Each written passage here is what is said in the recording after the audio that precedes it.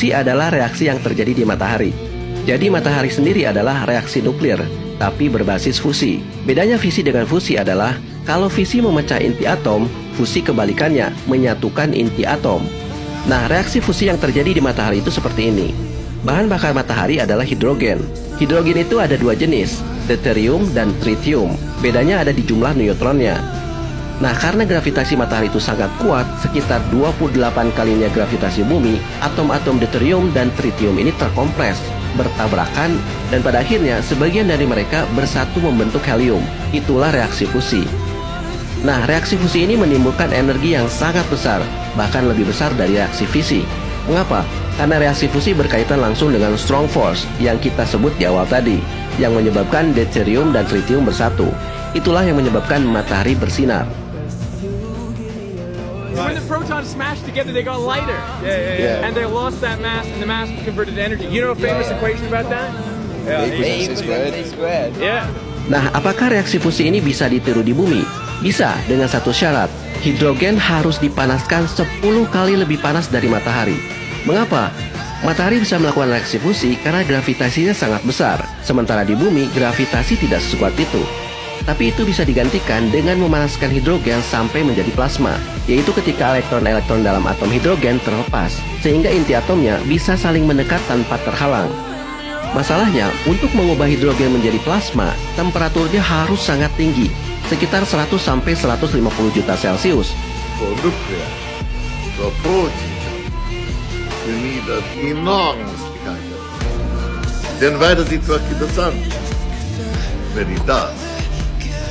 Because in the sun, it can take billions of years. And we want to do it in an instant.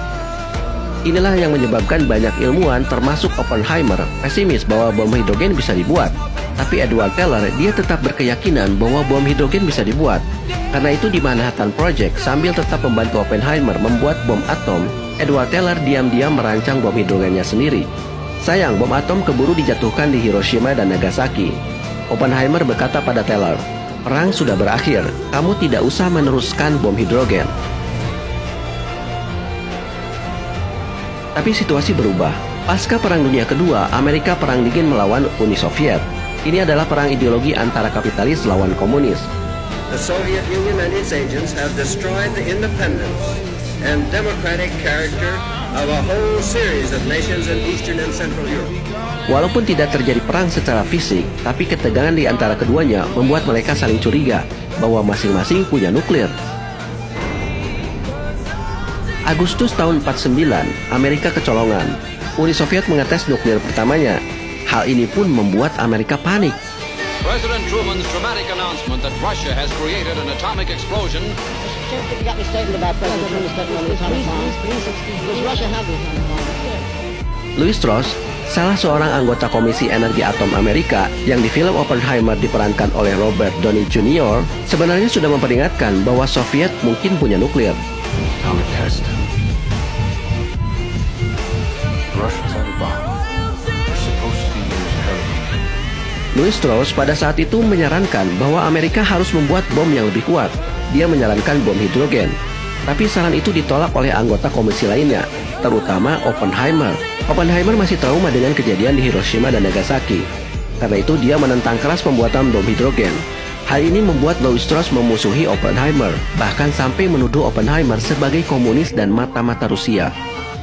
Of espionage, unsubstantiated. There's no proof there was a spy at Los Alamos.